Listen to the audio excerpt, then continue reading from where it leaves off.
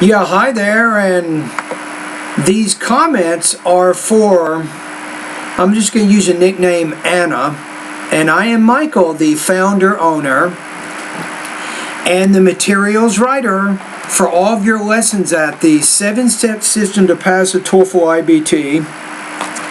Alright, so let's get some background here. So about 3 months ago,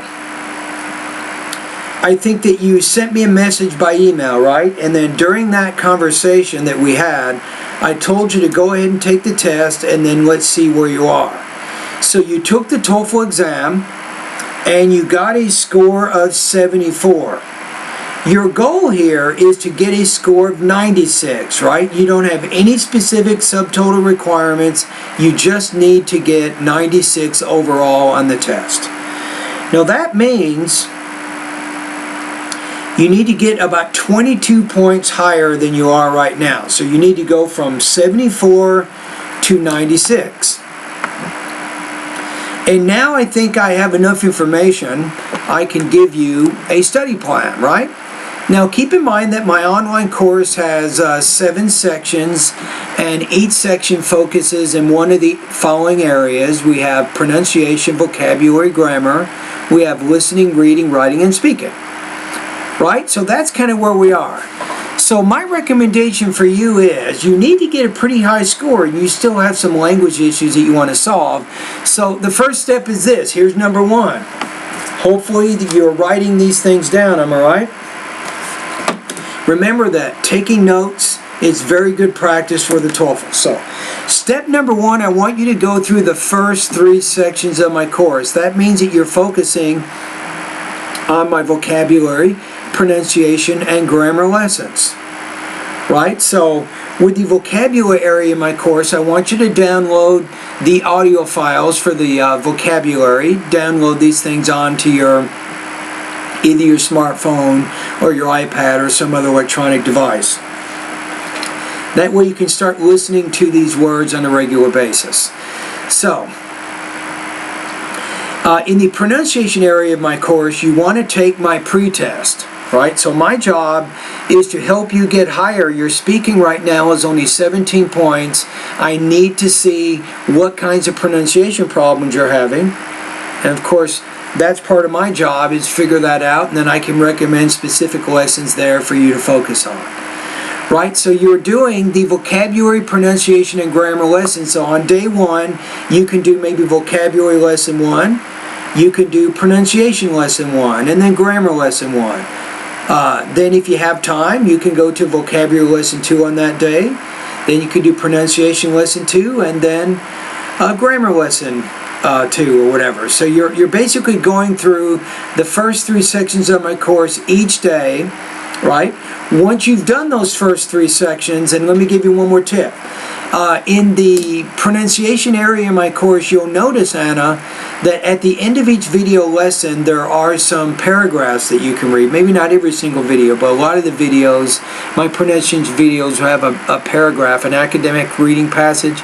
Now, as you look at that passage, make sure you're taking down notes, and then you practice writing and speaking about that information. That's very good practice for the TOEFL. Anyway, that's it. So you do the first 3 sections of my course first.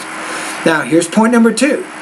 The second idea is to do the listening and the reading sections of my course. Now, you can study in the listening and reading sections in one of 2 ways. The first way, of course, complete the listening and the reading practice test. Take the comprehension quizzes at my website to check your comprehension. That's one thing. Now, in addition to that, as you go through the listening and the reading passages, you can also take down notes, and then you can practice speaking and writing about that information. And here's my suggestion. If you practice speaking about a lecture or reading passage, I recommend that you speak for about 60 seconds, and then you can record it and listen to it again and check for accuracy, completeness of content, organization, and also pronunciation. You can do the same thing with the reading passages. You can also write and speak about that information. All right, here's point number 3. The third thing you can do is, once you've finished the first 5 sections of my course, in other words, once you've completed the vocabulary, pronunciation, grammar, listening, and reading sections, then you can focus in the writing and the speaking parts of my course, which is also going to be important for you. So that's my plan. Now, to be honest with you, you're probably looking at least 3 months of very, very serious practice before you will have solved the language issues that you need to solve in order to improve your academic English language proficiency. So let's go to point number 4. So you should have 4 points in your notes. Remember, the first point, if we want to review quickly, is I want you to focus on the vocabulary, pronunciation, and grammar sections first. My second point, then focus on the listening and reading parts of my course. The third point is to do the writing and the speaking parts of my course. Point number 4 is maybe after about 3 or 4 months, if you follow my rigorous study plan, and I'm talking about 3 or 4 hours of study every day, after 3 months of this kind of study, you're ready to take an IBT practice test. So instead of taking the complete TOEFL exam and spending $100, I have another website that you can go to, and you can take a full-length IBT 5-hour practice test for about $30. And it gives you the results. You can see where you are. The question is, with that practice test, how close are you to 96? And you can monitor your improvement, right? You can see your previous score is 74, and then you can look at what your practice test score is, and you can use that information to determine whether or not you're ready to take the TOEFL IBT exam.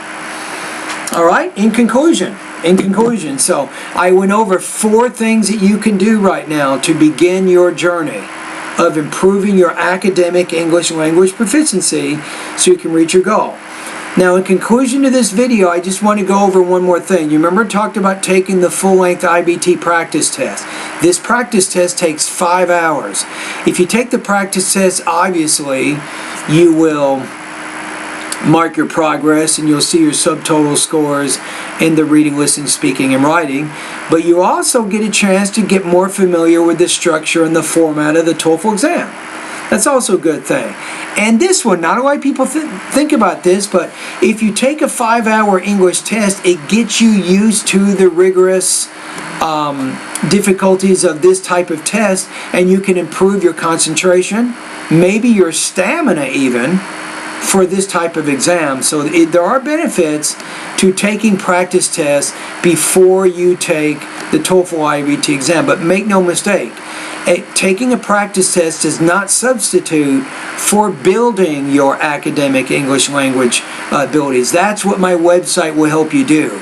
I will help you build your academic English language proficiencies, and then after 3 or 4 months you can take a practice test so you can measure what progress you've made. All right, Annie, anyway, thank you very much, and all the best to your high-scoring TOEFL success.